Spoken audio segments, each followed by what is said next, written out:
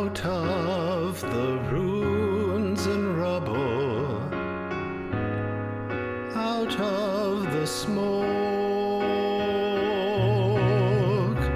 out of a night's struggle, can we see a ray of hope, one pale thin ray, reaching for the day. We can build a beautiful city. Yes, we can. Yes, we can. We can build a beautiful city. Not a city of angels, but we can build a city of man.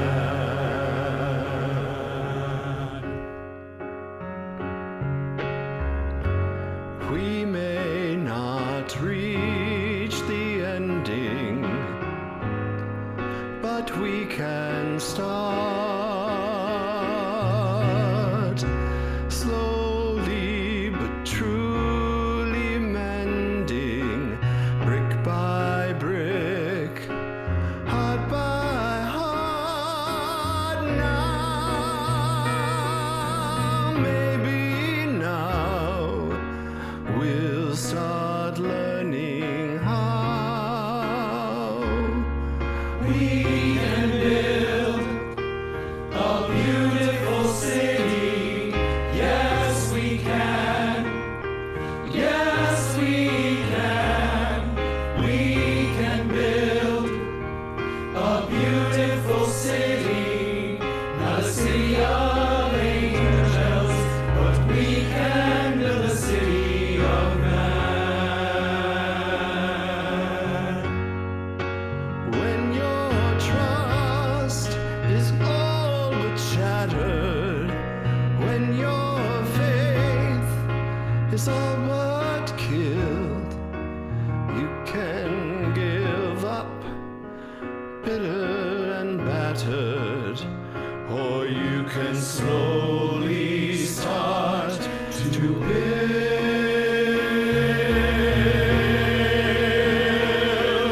a beautiful city. Yes, we can. Yes, we can. We can build a beautiful city. Not a city of angels, but finally a city of man.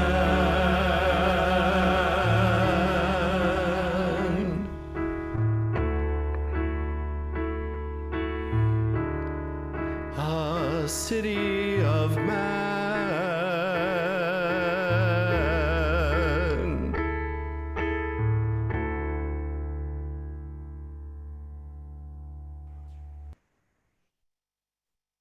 Hello, everyone. I'm Susanna DeBaca, the president and group publisher of Business Publications Corporation and the publisher of DSM Magazine. And I am absolutely delighted to welcome you to DSM's LGBTQ Legacy Leader Awards. Can we get a round of applause or some comments in the chat for the Des Moines Gay Men's Chorus for that beautiful performance of Beautiful City, and to Des Moines Civic Music for making that performance possible. What a perfect way to begin our program. Over the years, Business Publications and DSM Magazine have been steadfast advocates of the LGBT community, but we felt that there was more that could be done. And so a couple of years, discussions with One Iowa crystallized into an idea, and here we are in our third year honoring exemplary LGBTQ trailblazers during LGBTQ History Month on the same week as Coming Out Day. As many of you know who know me, this event is very personal for me. Many of the most important people in my life are members of the LGBTQ community. my aunt, my sister, my sister-in-law, both of my stepsons, and many of my dear, dear friends. And I have been on this journey alongside them my entire life. I am actually dedicating this event today to my Aunt Lois Martineau, a proud lesbian who passed away at the age of 84 just in August. She inspired me to love and support everyone, no matter what.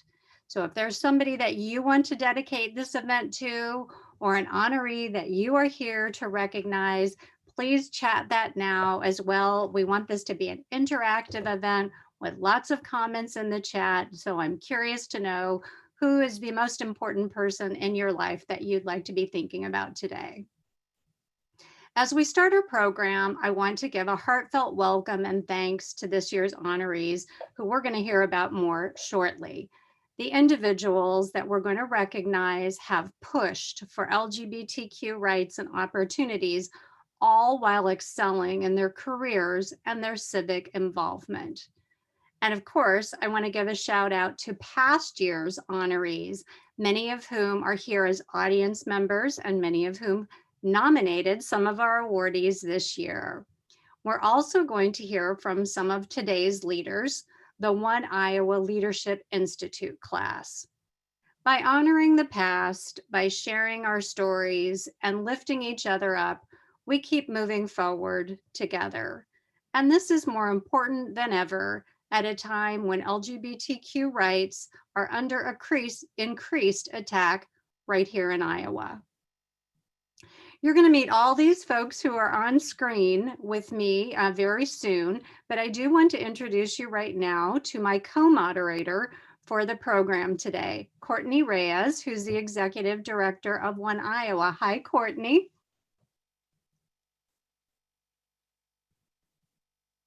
Good to see you, and thanks for being here. I want to give special thanks to the DSM team for their hard work on each one of our honoree stories, plus many other BPC colleagues who worked so hard to make this event run so smoothly. As the event unfolds, I'm going to encourage you to extend the momentum via social media. Please post your Zoom screenshots and use the hashtag LGBTQLeads. And feel free to chat your congratulations or comments along the way. I'd now like to thank our sponsors who made this event possible. Our presenting co-sponsors, One Iowa and American Equity, our supporting sponsors, Wells Fargo and Tarot International, our corporate sponsor, John Deere, our music sponsor, Civic Music, with music, as you just heard, by the Des Moines Gay Men's Chorus. So thank you very much to our sponsors. We are so grateful to One Iowa for this support for their event from day one. As many of you know, One Iowa advances, empowers, and improves the lives of LGBTQ Iowans statewide through education, advocacy, and collaboration. And I'm very pleased to introduce Courtney Reyes, Executive Director of One Iowa, our presenting co-sponsor. Courtney? Thank you, Susanna, and to the DSM Magazine, American Equity, and all of our other sponsors. It is an honor to be a part of this fantastic program. The leaders we are honoring here today inspire me to keep advocating for LGBTQ Iowans. Without them putting their lives on the line, I could not be an out queer Latina woman leading this tiny but mighty nonprofit. They have helped light the way. Thank you to each and every one of the honorees and the past honorees on this call. As you all know, One Iowa started as a marriage equality organization in 2005. We advocated to put sexual orientation and gender identity in the Iowa Civil Rights Act in 2007. And then in 2009, we had that unanimous Iowa Supreme Court decision that ruled in favor of marriage equality. Justice Mark Cady's opinion helped pave the way for the rest of the nation to work towards the federal ruling that came in 2015. I am forever grateful to Sharon Malero, a past honoree who had the foresight to see if we could get marriage in Iowa, we could get marriage anywhere. While our work has shifted from those early days, One Iowa is committed to advancing equality for LGBTQ Iowans. Our 3 pillars include gaining access to affirming healthcare, improving workplace culture, and empowering LGBTQ leaders. We strive to be intersectional in our work as the LGBTQ community is so beautifully diverse. Here are a few stats of the realities of being LGBTQ right now here in our state and why our work is more important than ever. Our transgender and non-binary friends are driving about 90 minutes to an affirming healthcare provider. About 50% of LGBTQ folks across our country are not fully out at work. And we all know that there are not nearly enough LGBTQ people in leadership positions. One Iowa's work to educate the general public has a direct impact on our community. We have trained over 3,500 people so far this year, from large corporations to small businesses, healthcare providers, and everyone in between. We are laying a foundational knowledge for a better understanding of how to best support the LGBTQ community. In 2020, 85% of the organizations that we trained made a positive change to be more inclusive of the LGBTQ community. Not only do we have a statewide reach, our trainings lead to change. In addition to our educational opportunities, we have created a program that provides space for LGBTQ leaders to connect and find their authentic voice. Just yesterday, we honored 17 more LGBTQ Leadership Institute graduates, adding to the over 60 alumni that have been a part of our program. We've watched these folks start businesses, change to more inclusive jobs, join boards, and so much more. There is no doubt in my mind that we will be honoring some of those folks in the future years at the Legacy Leader Awards. If you missed our graduation celebration yesterday, you want to check it out, and it will be available on One Iowa's YouTube page next week. Finally, it would be negligent of me to not tell you how we spend the rest of our time at One Iowa. Remember how I told you about Iowa's progress in the early 2000s? In the last 2 years, 29 anti-LGBTQ bills have been introduced in the Iowa legislature by an extreme wing of the Republican Party. I am happy to report that none of these bills have passed. This is due to the leadership of One Iowa Action, our nonprofit partners, and of the business coalition that we have built. Together, we have spent countless hours stopping these harmful bills from moving forward. In this year's 15 bills, 13 of them targeted the transgender community, and 8 of those bills targeted our transgender youth. Now is the time. Now is the time to speak up, to donate your dollars, and to fight for the LGBTQ members of our state.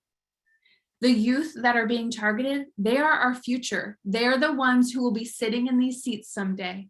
We will not stop fighting for them or for you, but we need your help. I would love it if you signed up for our newsletter to stay informed, because we know that these attacks are a part of a national movement, and we will need everyone on board to help stop them come January. Thank you again for joining us today, and I cannot wait to be inspired by our amazing honorees. Thank you, Courtney, for all of your comments and for all of your work at One Iowa. We are so grateful to you and to your small but mighty staff who do so much every single day to fight for rights for the LGBTQ community. Our next presenting co-sponsor is American Equity, which is a leading retirement income provider based right here in Des Moines, Iowa. We are very pleased to share this video from American Equity CEO Anant Bala. Hello, I am Anant Bala, CEO of American Equity. Thank you for joining us today. As a co-sponsor with One Iowa for this event, I want to take the time to offer our enthusiastic congratulations to the LGBTQ Legacy Leader Award winners this year. We are thrilled to offer not only our name as a sponsor, but our commitment to the cause. We are proud of each of you for leading with courage and showing the world your authentic self. This is important not only in our personal lives, but also in the business community. As employers, we must build cultures that allow people to share their fullest selves. At American Equity, we strive every day to create a workplace that starts with inclusion. This value of openness of heart allows us to embrace different ideas, different ways of living, and encourages less group thinking and more creative thinking. Enjoy the celebration, and please know that on behalf of American Equity, we value your contributions to Iowa. Thank you so much to American Equity. They have done a tremendous amount to work on DEI efforts, not just here in Des Moines, but all across the country. And I would now like to introduce our next supporting sponsor, which is Wells Fargo and Company, which is a multinational financial services organization with offices right here in Des Moines as well. And I'm very pleased to get to introduce Micah Keel, who is the Director of Community Relations and Philanthropy in Iowa for Wells Fargo. And Micah is a huge advocate of DEI. So welcome back, Micah. Thank you, Susanna. What a pleasure to be here today to celebrate our awardees and champions for LGBTQ rights and transgender rights that we have to fight so hard for. Just Wells Fargo has been in support of the LGBTQ community since 1987. It's something we take very seriously and continue to do so. You can all count that we'll continue to be sponsoring this event, the One Iowa Workforce Inclusion Summit, and many other 30 Days of Pride.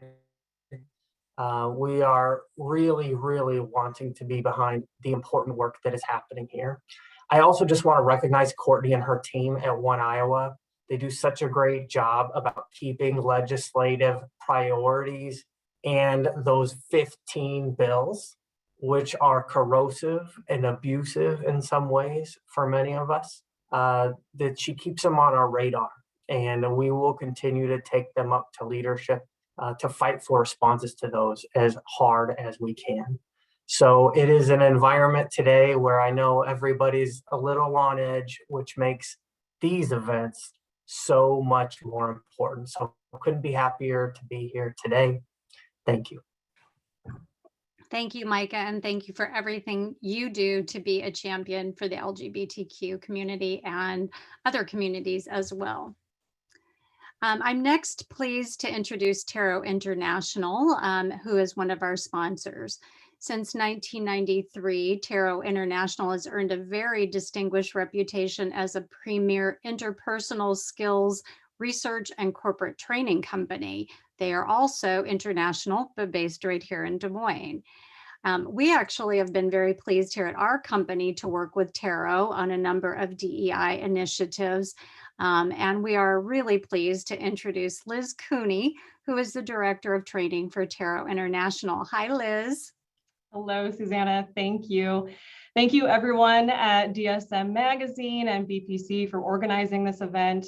Thank you, of course, to the other sponsors, One Iowa, American Equity, Wells Fargo, John Deere, and the Civic Music Association. And most importantly, congratulations to this year's Legacy Leader Award recipients, to Tim, Eugenia, John, Randy, Elle, and Kyle.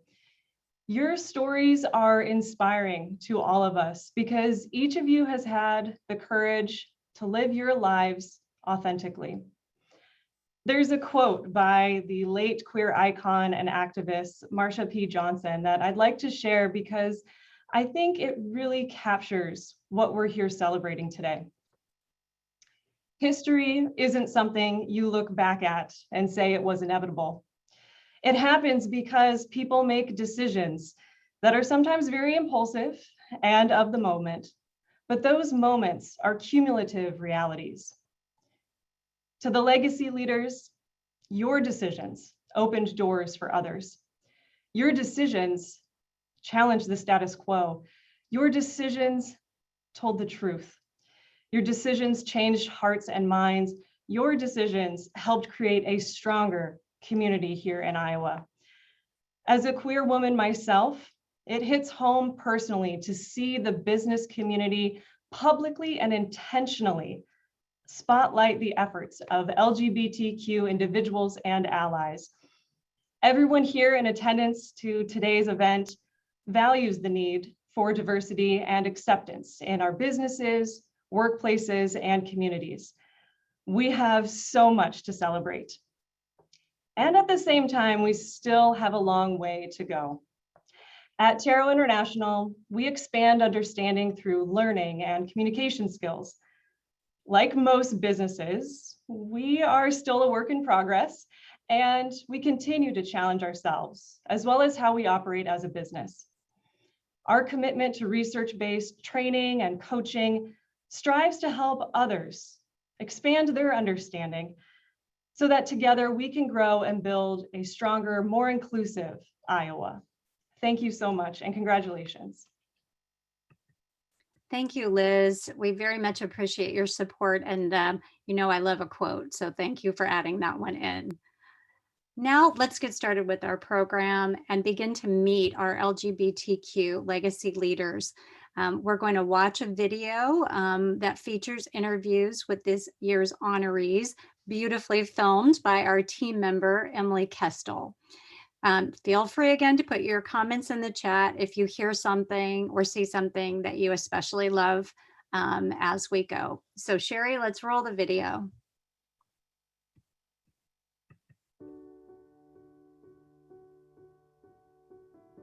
Discovering that I was gay pre-Stonewall was a huge challenge because I had all these questions and absolutely nobody I could ask. And I went to the Iowa State University library and I found 2 books on the subject of homosexuality.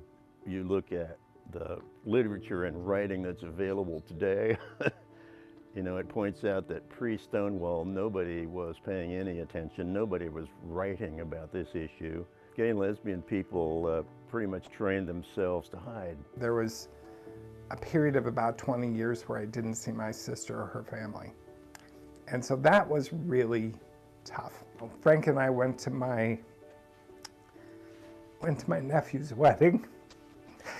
And it was because my niece and nephews told their parents, we know our uncle is gay and we want him to be in our life. And, you know, that, to realize that after a long time of being true to myself, that it was acknowledged and that I was able to be reintegrated into my family was really important. Healthcare has been this legacy institution of discrimination and poor experience. And so when folks have that different type of experience with us, it's just amazing to watch what happens. And so we had a moment when one of our patients, the first time they came, had depression survey and screens through the roof, anxiety screens and surveys through the roof. 3 or 4 months later, after a couple visits with their caregiver in the clinic, we were all huddled, the team was, and they came out of a room after a visit and said, I want you all to know that because you chose to see me as my most authentic self, I want you to know that for the first time that I can remember, that I no longer think about taking my life. So when it comes down to why do I do this, that's it. Progress on LGBTQ rights is always met with retaliation. We saw that with gay marriage, for example. We see that with any big step forward. And I think it was Martin Luther King who said that the arc of the moral universe is long and it bends towards justice. I think that human rights, LGBTQ rights, is justice. We need to do whatever we can in not only the state of Iowa, but as a nation, to find more ways to embrace the LGBTQ community and not finding ways to put up barriers or cause our local citizens to move away. I expect others in the community to stand up and speak out against the proposed legislation that's happening in our state.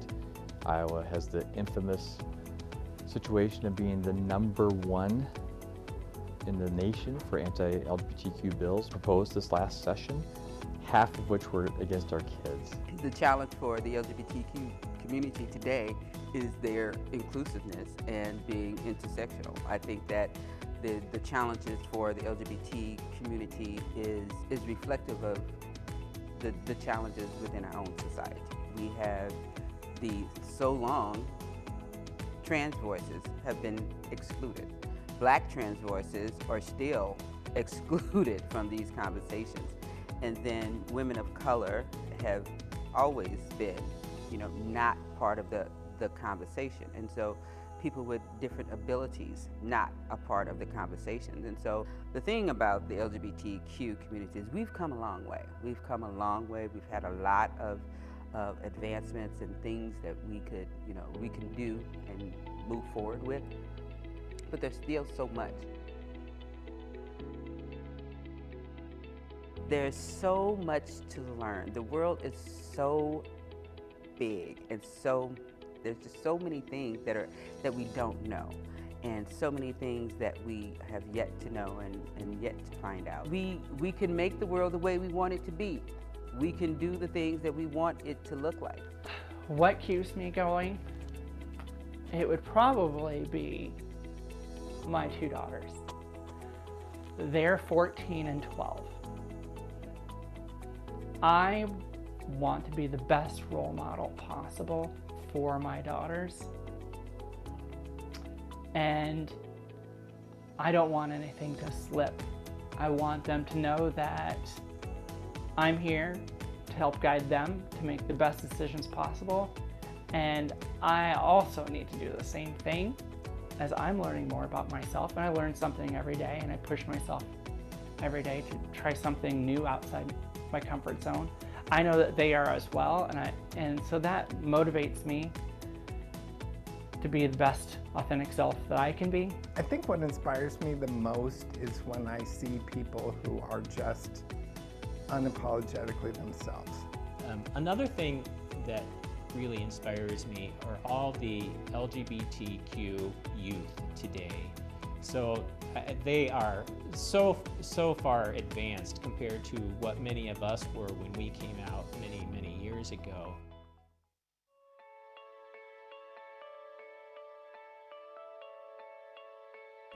My advice to anybody and to everyone in the LGBTQ and elsewhere is to know yourself, know your values, know your core values, know what they are, and know how they drive your decisions, know how your actions are. We make decisions every day on split-second decisions. And a lot of our values are in those decisions.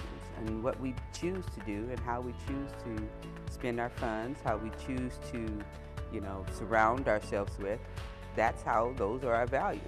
Focus your energy on understanding who you really are.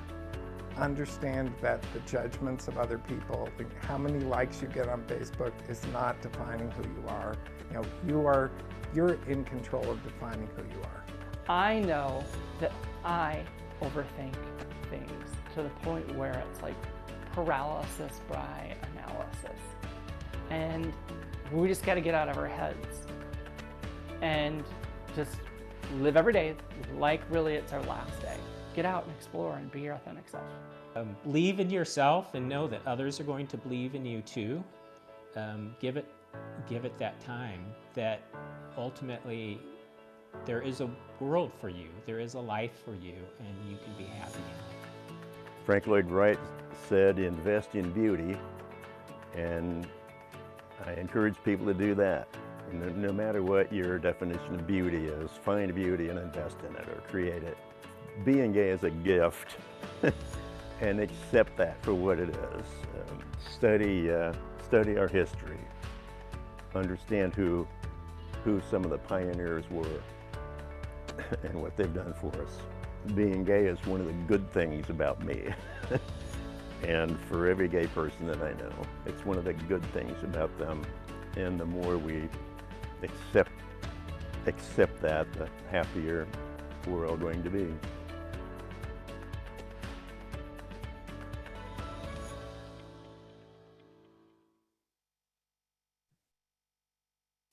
What an amazing group of inspiring individuals. So let's begin to meet them now. We'll have introductions starting with Courtney. So go ahead, Courtney. Thank you so much. I have the incredible honor of first getting my screen to be smaller. There we go. To introduce our LGBTQ Ally Award honoree, Kyle Christensen, MD, CPE, FAA, FP, physician at Unity Point in Cedar Falls. Dr. Christensen has always been a highly regarded family physician at the Unity Point Health Clinic and a leader in this community in Cedar Valley. In recent years, Dr. Christensen has been instrumental in changing healthcare services for members of the LGBTQ community. You heard his story that he shared. After his teenage son, Ben, announced that he identified as transmasculine, Dr. Christensen and his family set out on what would be a complex and cumbersome journey navigating Ben's healthcare. Feeling helpless and frustrated by the experience of his family and many others, he decided to do something about it. In 2018, Dr. Christensen opened a clinic dedicated to care at his Unity Point Health practice. Within the clinic, Dr. Christensen created an environment where all care providers appreciate the unique challenges the LGBTQ community faces when seeking healthcare. The clinic was an instant success and has been recognized nationally by numerous medical organizations. More importantly, it is a place for the entire LGBTQ community to live authentically and experience the level of care that they deserve. It is our honor to recognize you today as this year's LGBTQ Legacy Leader Ally. Take it away, Dr. Kyle. Courtney, thank you so much. And my gratitude to DSM and to all the sponsors. This is what visible support and leadership looks like. Thank you all. In addition, I really want to share my gratitude to Unity Point Health, my employer, for its really unwavering support for all the work that we do and the commitment to improving DEI. As a key employer in many of the communities that we exist, but also as the provider of healthcare in many of those communities. I am just honored and humbled to be included in the group of amazing people that you are all about to meet. I stand on those shoulders, and together, all of us, as we heard in some of the video, we stand on the shoulders of courageous pioneers, decades ahead of us. For example, Susanna's aunt. I'm also inspired by my sons. Their journey has sparked something very special. The effects of that just continue to expand, and we are just overjoyed every day that continues to have impact. And finally, I'm awed, I'm inspired, I'm grateful for being a guest in the lives of my patients. The resilience is amazing and something that I have grown to appreciate even more every day. As an accomplice and ally, I do want to sound the alarms for action. We heard a bit about this. In the last legislative session, Iowa has the perverse distinction of having the most in the nation anti-LGBTQ bills offered up. Half of those were directly targeted to our children. So we all need to be on alert, no longer standing on the sidelines. So let's learn, let's engage, let's vote, and let love continue to be your guide. Thank you so much for this great privilege.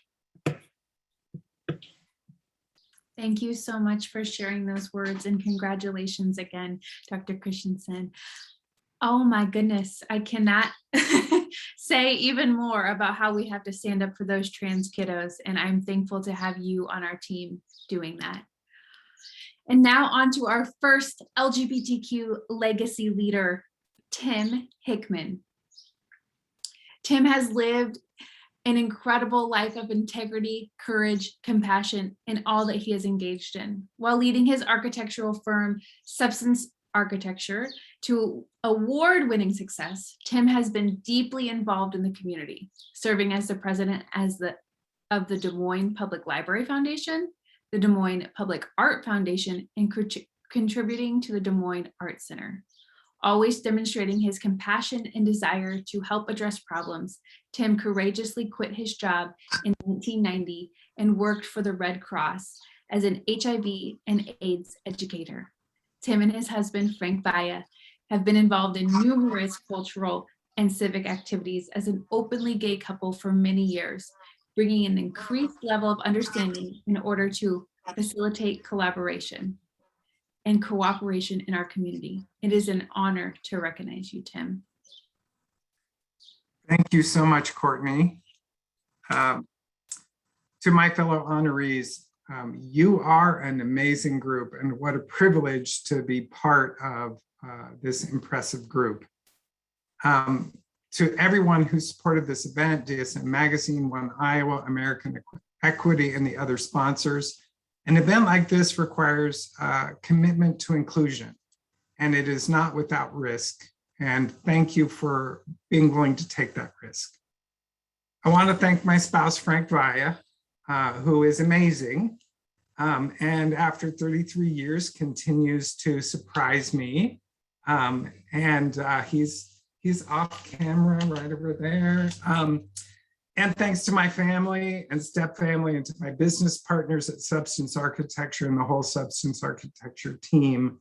You are my family away from home, and I always know that you have my back. I'm really glad that I got the crying out of the way in the video so we can move on to other things. The award has made me really pensive. I've been thinking about how my story unfolded and the many people who supported and influenced me. As our society and LGBTQ people, we've made a lot of progress. Since I first came out in 1988, I wouldn't be able to recognize so many things about today. How do we do it, and how can we continue to make forward progress? Clearly, it involves tireless work, and we've heard about Courtney and Dr. Christensen's work, and it takes a lot of work and volunteering. But to what end? I think one of the key factors in having this work be successful is empathy. People see us as we become open, and when we share our reality with them, that's what starts to change people's attitudes and people's lives. Empathy is something we're in short supply of these days. That's one of the reasons that I have been committing a lot of my energy in the last 10 years or so to art and literature. Art and literature do a lot of things. One of those things is create empathy. And as Tarana Burke says, an exchange of empathy provides an entry point for a lot of people to see what healing feels like. Our country and all of us need healing. I think art and literature are empathy engines, a catalyst for such kind of healing. About this subject, I think back to being a 24-year-old, and I discovered Armistead Maupin, and some of you may be too young to know about him, but Tales of the City. It was like a revelation to me. There were gay people, and they were open, and they were happy. And to a 24-year-old in Ames, Iowa, who went to a Southern Baptist church, that was revelatory. Since then, art and literature have been routes for me to explore my own community, but also to build empathy for other communities of which I am not a member. My experience with artists like Carrie James Marshall and Jordan Weber with the Greater Des Moines Public Art Foundation have blown through barriers and preconceptions.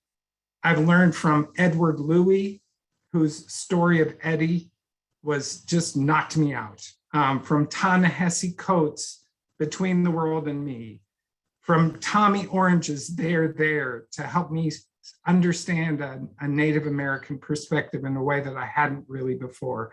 All of these books create empathy within me and have done so for many people. And I think that brings me to, I have to get on my soapbox. I think all of us are going to get on our soapbox a little bit. The work to support our public libraries cannot be minimized. For many people, they may not be able to afford resources personally, but to have a place where they can get technology, accurate information, and a quiet place where they'll be respected. And for us all to protect the fact that those collections will not be edited, that books about trans people will not be removed from collections. That's a situation that we have to aggressively protect. And so support your library systems and get involved so that when the challenges happen, you're there to say no. The role of the public library is to reflect all of us, not just a certain pre-approved segment. Thanks to Jessica Rowe and the Greater Des Moines Public Art Foundation and the Des Moines Public Library Foundation and Dory Briles and the boards of those groups. You are awesome people and awesome groups. And thanks to everybody for this award. It's an incredible privilege. Thank you so much, Tim, and congratulations. And thank you even more for bringing up the role and importance of art and literature. I mentioned that I was dedicating this to my aunt, who was actually a literature professor who started the first women's studies program ever in Texas. And she handed out books to everyone, and I think that changed lives. So I applaud you for bringing that up and for all that you do. So one way that One Iowa works tirelessly to create opportunities for advancement and authentic leadership for the LGBT community is through their One Iowa Leadership Institute that Courtney mentioned earlier. Each year, a group of talented Iowa leaders go through several months of leadership training together. And as she said, they graduated yesterday. And we have a couple of little comments and sound bites from some of those graduates with reflections on authentic leadership. So let's roll those videos.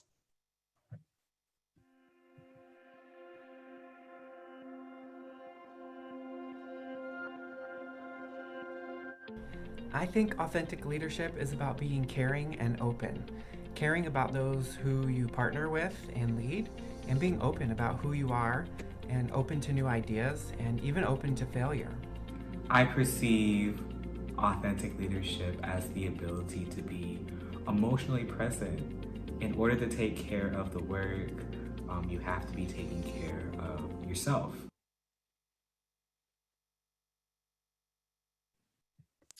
Thank you, LGBTQ Leadership Institute folks. I have the honor to introduce our next LGBTQ legacy leader, Eugenia Couch-Stanton. Eugenia serves as the U.S. Crop Protection Regulatory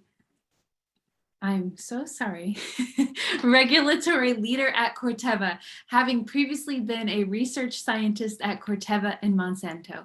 At Corteva, Couch-Stanton rose steadily in the ranks to research scientist and project manager, but also as a culture leader. She has devoted her time equally to community initiatives. She has served on the boards of the Greater Des Moines Leadership Institute and the Chrysalis Foundation, and was an advisory council member of our first inaugural LGBTQ Leadership Institute. She is a mentor for many in the LGBTQ community. It is an honor to recognize you today, Eugenia. Over to you. Good afternoon, and thank you so very, very much.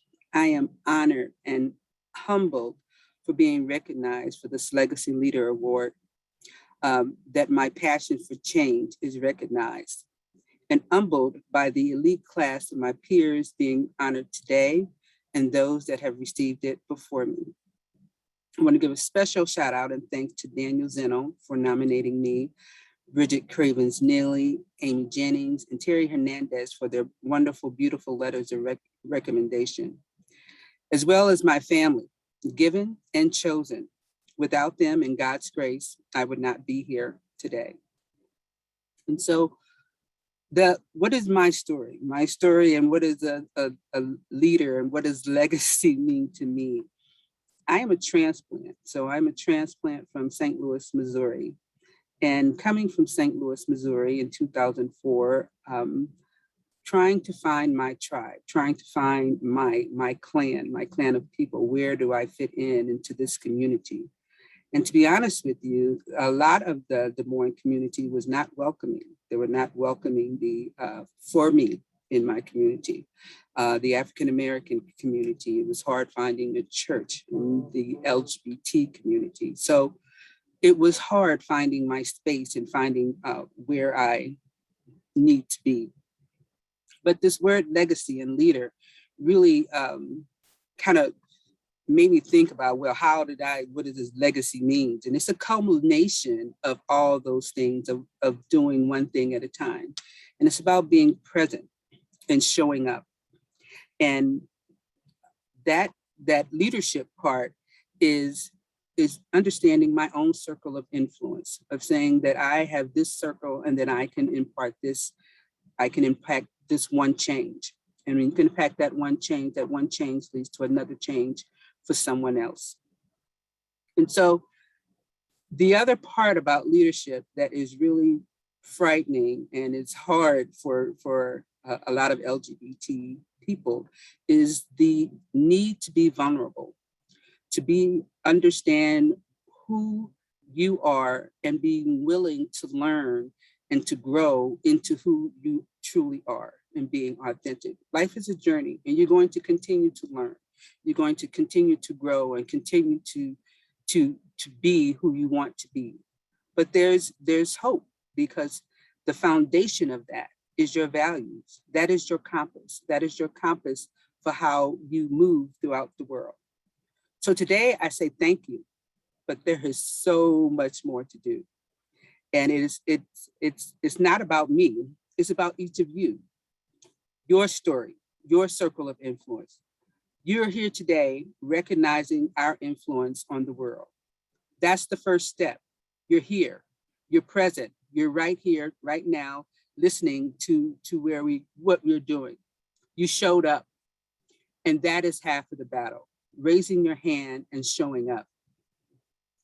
And so the LGBT community continues to evolve, and we continue to see some of the advances and tolerance within our community here in Des Moines and acceptance.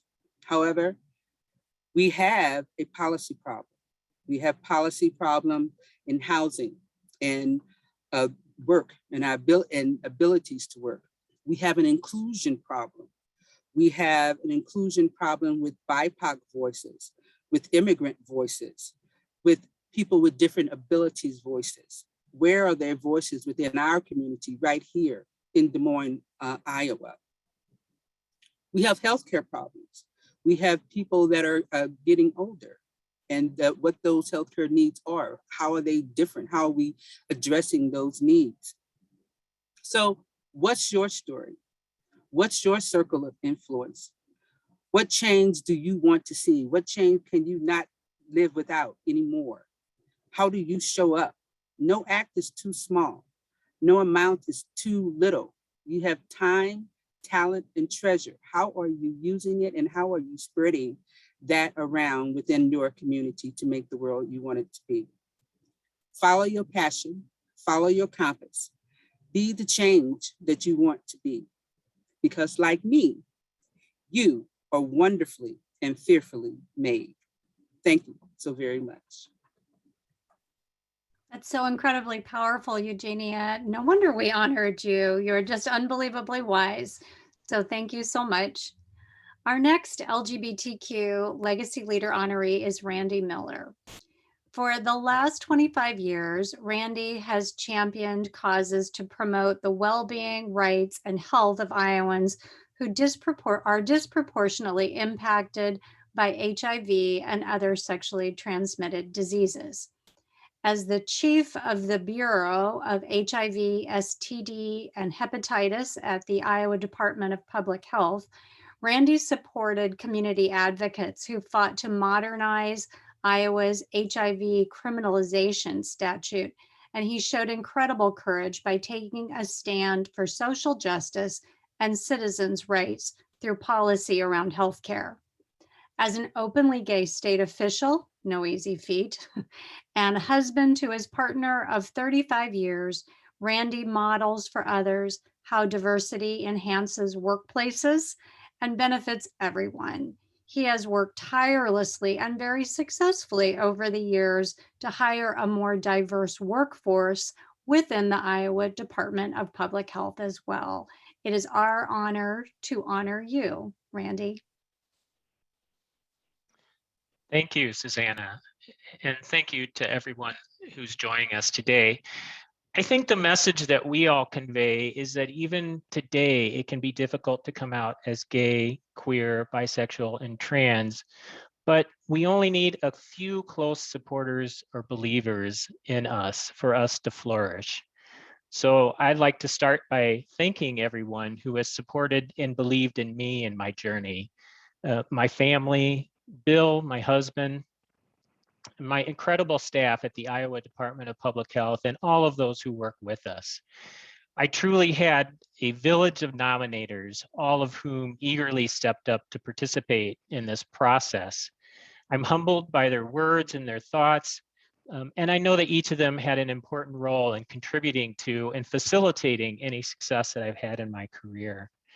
I'd also like to thank those at DSM Magazine and One Iowa, American Equity, and the other sponsors who continue to recognize LGBTQ leaders and their allies in Iowa.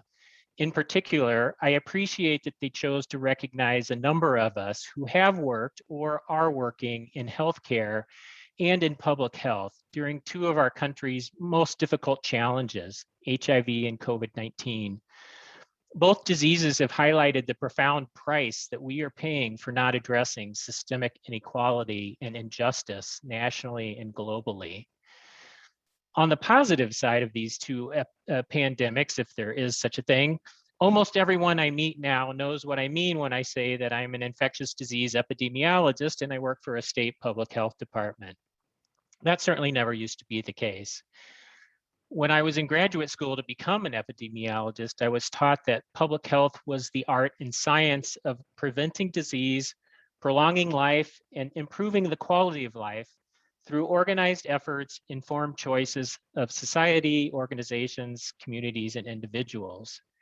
Well, what I have learned after nearly 30 years of public health practice is that a more accurate definition would be the art and science of identifying and addressing the outcomes of systemic and discriminatory policies and practices in our society that stem from racism, homophobia and heterosexism, transphobia, xenophobia, sexism, and ableism. I don't think that public health is often enough recognized as being fundamentally about addressing human rights and social justice. But disparities in health at a population level for nearly every disease and every human condition that we study can be linked directly to social, political, and environmental conditions that advantage some populations while disadvantaging others. And HIV and COVID-19 in particular have highlighted the direct path from discrimination and marginalization on one side to poor health and disease outbreaks on the other. But societies can also take action to reverse health disparities and health inequality and inequity. And that's what public health is all about. And so I'd like to close on a positive note and say that Iowa has some nation-leading statistics on reducing HIV transmission among its residents, even as it's clear that we still have a good ways to go.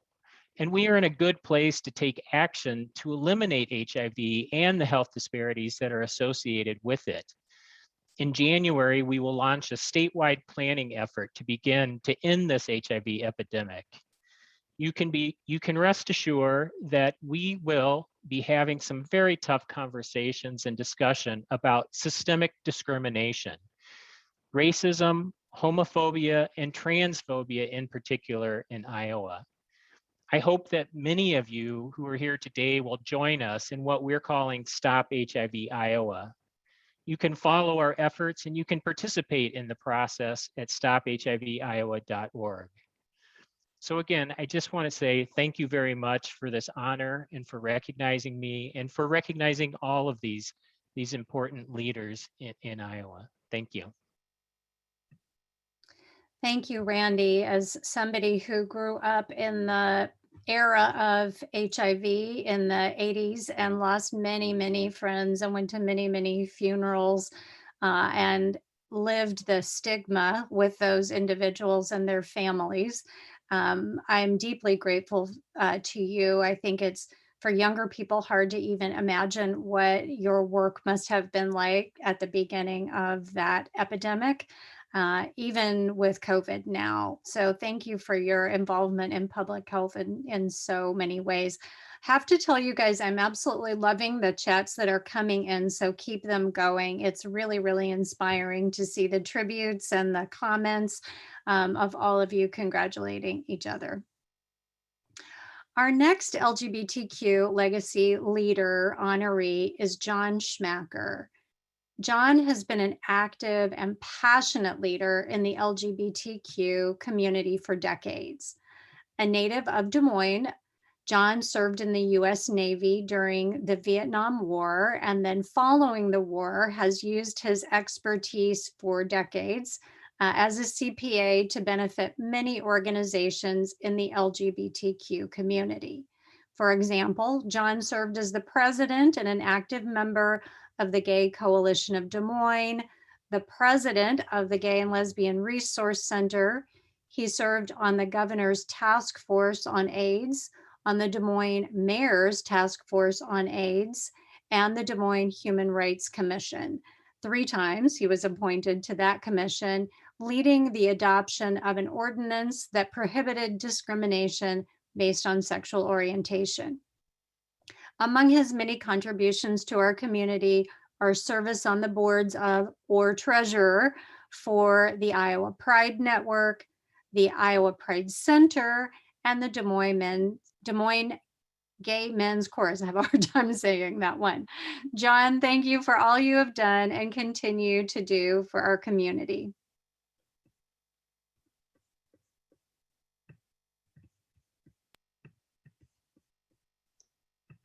Thank you very much for those comments, and thank you to all the sponsors of this award, which I'm very pleased to accept, and congratulations to all my fellow awardees. I collected a few comments I want to share with you, which shouldn't surprise anybody who knows me very well.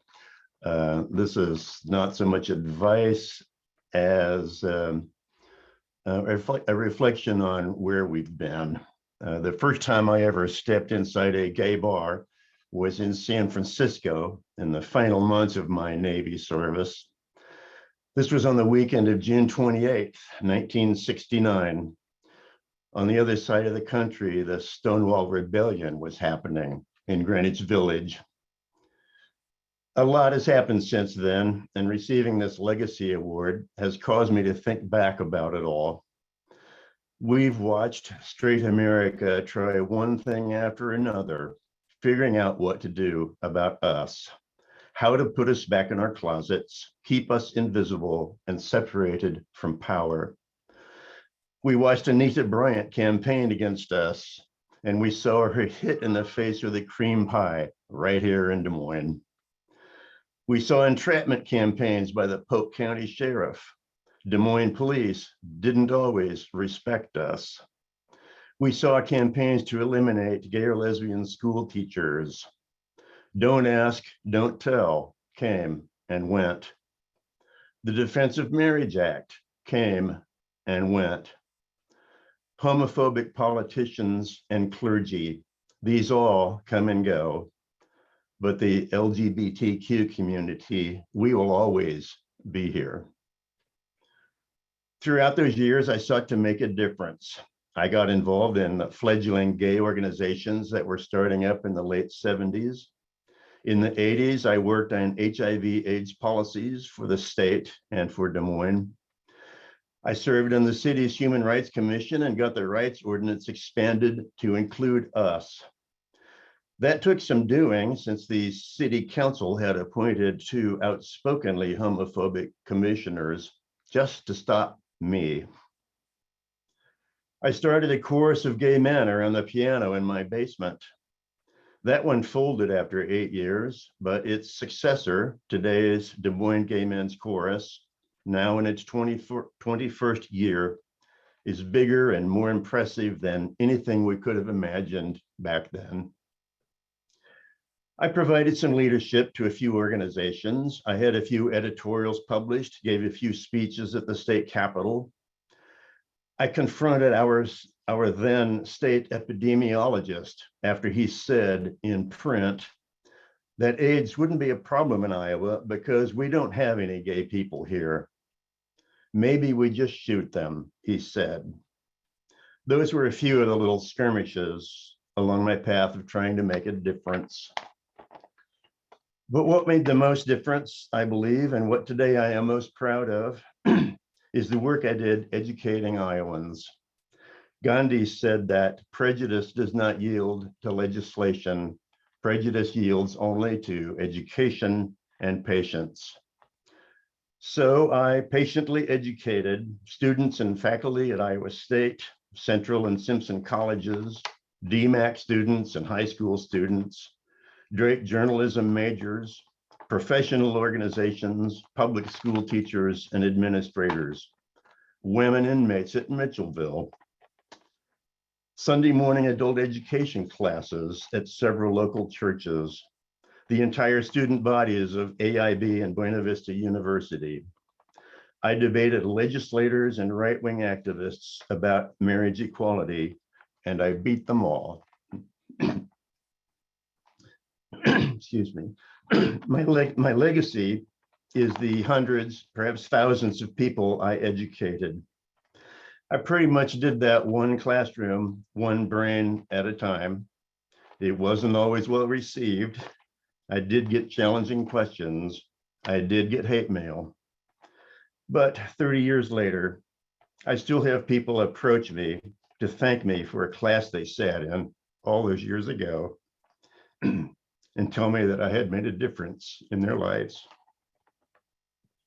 The best any of us can hope for is that we have made a difference for good.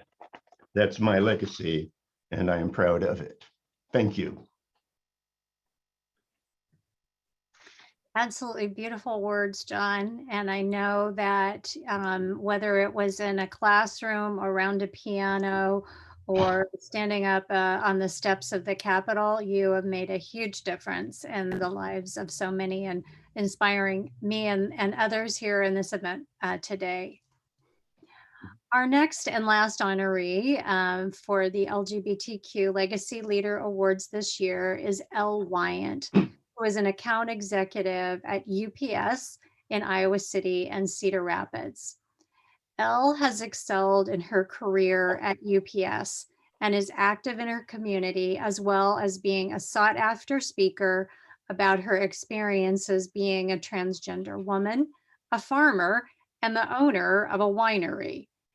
Elle serves as the government outreach captain at UPS, where she has worked for 19 years.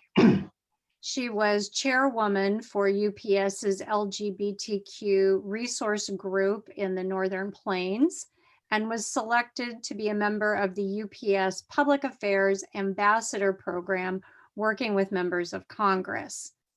She is passionate about the equal rights of the LGBTQ community and has been a board member of One Iowa. She was a graduate of One Iowa's inaugural LGBTQ Leadership Institute, and she serves as a mentor for many in the LGBT community and beyond. It is absolutely our honor to recognize you, Elle. Congratulations. Thank you, Susanna. My name is Elle Wyant. Pronouns are she and her, and I'm really, really proud to hold up this award. Unfortunately, I have no space behind me on my bookshelf to place it, but it will be on my desk, and thank you very much. I know that my mother is on this call, which I'm very glad to see her registered. She would correct me right now if she had the ability. I am not the owner of Fireside Winery or Ackerman Winery, but my mother and my father and my sisters, and it is a family affair. So I want to correct that before I see her later on today and get scolded. So I'm really honored, and all of our fellow members here that have been recognized. I'm really appreciative of this award. Thankful for Daniel Zeno for nominating me, and for the individuals who sent in letters of recommendations. I did not read those recommendations until recently, and I was shocked. I didn't really think I had that kind of an impact on the professors or coworkers or just people in the community, the same way that they had thought of me. And I don't know if I underestimate my ability to have an impact on my community, but I certainly do try, and I put a foot forward every single day. I am a trans woman, and I understand that even though there is a certain level of minority in this specific community of the LGBTQ, I can have an impact. I live in a small town over here in Eastern Iowa. I am in sales for UPS. I travel to Des Moines. I see the small towns. I see people from all sides of the railroad tracks. And even though I am a small representation of the LGBTQ community, we do see a lot of negative media and negative politics pushed our way because we don't have that level of representation or support. And every day I put a pride flag outside my house that sits right next to my one-room school, as not necessarily a sign of activism, but more of just a sign of visibility. Being visible to my community members, being visible to my children and my children's friends. And so while I'm here accepting this award, I'm very honored to receive, and thank you, Susanna. You know, I'm going to continue to fight for the community every single day for the rest of my life. And it's hard to follow John Schumacher after all that they have accomplished in their lifetime, and yet being still so young. I feel like I've got a long ways to go and have so much more to give. So I really want to thank you. This is coming from my heart. I had something prepared to say, but it just didn't make sense after listening to everyone's stories today. So thank you very, very, very much. I do appreciate it, and thank you for this recognition. Thank you so much, Elle. The comments from the heart are the best comments ever. And I'm sure that we don't want to disturb that beautiful bookshelf, so you'll find a different place to put that very, very well-deserved award. So thank you to all of our honorees today. Such inspiring stories. I want you to stick with me because we have a very special performance by the Des Moines Gay Men's Chorus that is going to happen in just a moment. But first, I want to share some comments. The complete stories of all of these honorees were written by the DSM team, and they appeared in the October issue of DSM magazine. If you have not read them, please go online to dsmmagazine.com to find them there. They are incredibly inspiring and go into a little bit more depth than what you were able to hear today. For stories like this, as well as other issues, and then also just where to go and what to do here in Iowa around some of the topics you've talked about today, arts and culture, we encourage you to subscribe to DSM Magazine and to IA Magazine, as well as our digital products. You'll learn about other events like this as well. I also want to let you know if you have story ideas or if you would like to learn about sponsorships or advertising, the information is also here. And of course, we're always looking for inspiring stories of the LGBT community, just going about living their lives, doing interesting things. Once again, we want to thank our co-presenting sponsor, One Iowa and American Equity, and our supporting sponsors, Wells Fargo, Tarot International, our corporate sponsor, John Deere, for all of their support, and for Civic Music for being our music sponsor. As we wind up today's program, it's clear to me that many of our honorees grew up at a time when role models were rare and when leadership opportunities acknowledging their LGBTQ identity did not exist. Many of you grew up at a time where being LGBTQ was not only difficult, but dangerous. And it is because of our honorees and their work, both in the community, in their personal lives, and advocating for the gay community, that we're actually able to have awards like this today. We are not only grateful to One Iowa for their support, but we certainly hope that you will consider supporting them. In particular, we hope that you will consider financially supporting the LGBTQ Leadership Institute that you heard about earlier. One Iowa and these leaders would welcome your support in these uncertain times. And I think I actually missed a video earlier that talked about the Leadership Institute. Just going through, I think a little emotional. Sherry, is it possible to go back to the video that I missed? Hold on one second. I'm probably throwing her for a loop for a minute. Yes, I can do that. Okay. Hang on just a second.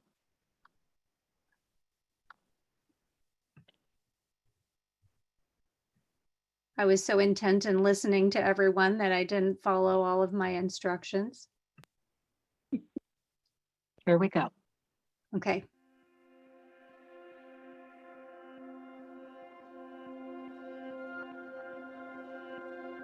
Showing up as my whole self has meant leading by example. As a queer and non-binary business owner, I'm working to bring more representation and inclusivity into my industry, while showing others why they should do the same and actively support the LGBTQ+ community. I think bringing my whole self to work sometimes as a trans woman feels like just showing up, but when I stop and reflect, bringing my whole self means bringing all of me, all of my hopes, all of my dreams, and even all of my fears. So we certainly hope that you will consider a donation to the One Iowa Leadership Institute. And if we go back to the slide that has the QR codes, you can actually just hold your phone over those QR codes. I didn't know that until last night, that was even possible. And it will take you to a site. Otherwise, you can follow the URL here. Or of course, you can just Google One Iowa and it will lead you to many, many places where you can learn how to donate.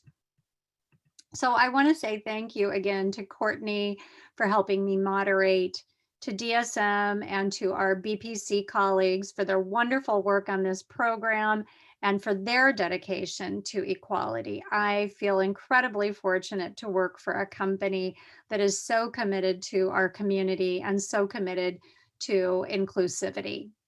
To all of our honorees, thank you for being you. Thank you for sharing your authentic selves with our community. You have made a difference and you inspire us.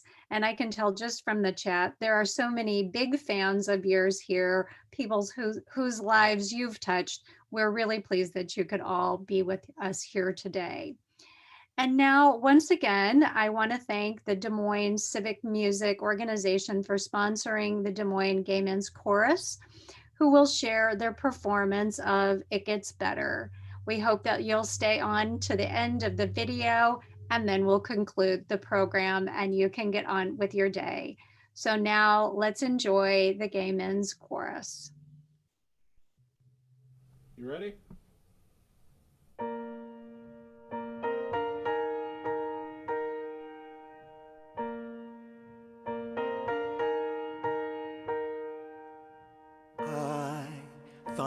was something wrong with me, something that everyone could see, something that made me cry, made me try disappearing.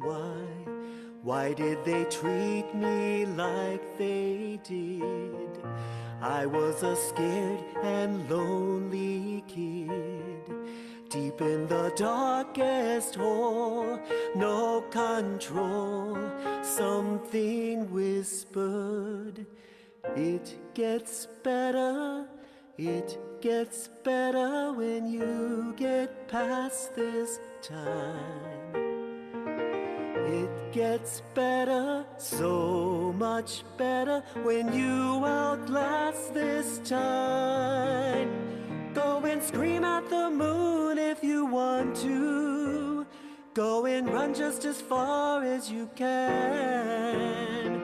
But it gets better and better.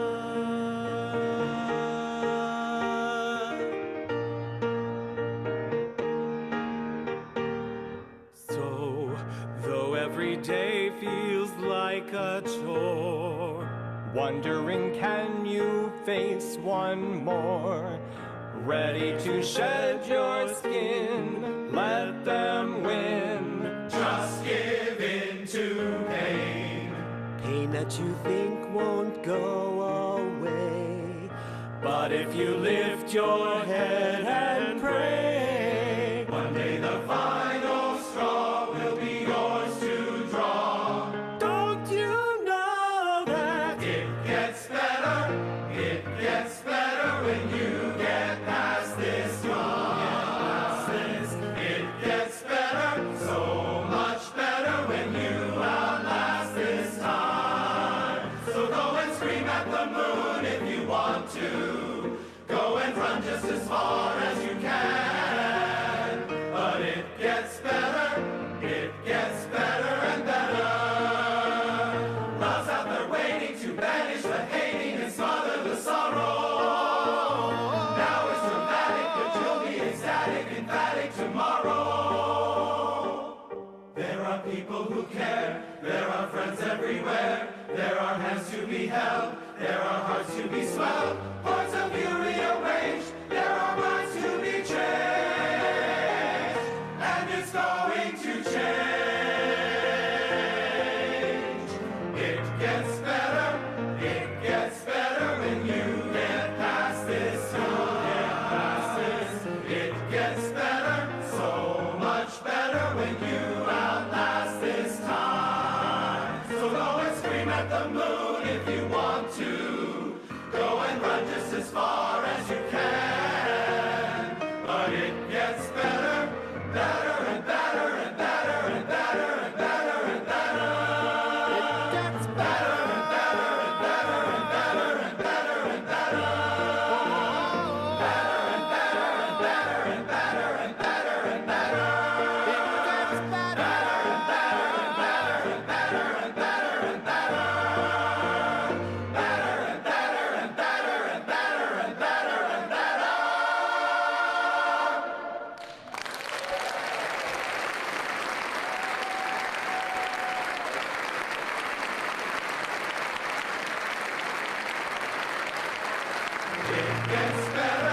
It gets better when you get past this time. It gets better, so much better when you outlast this time. So go and scream at the moon if you want to. Go and run just as far as you can. Thank you everyone for joining us and have a wonderful day. Congratulations again to all of our honorees. We're so pleased that you could be here with us.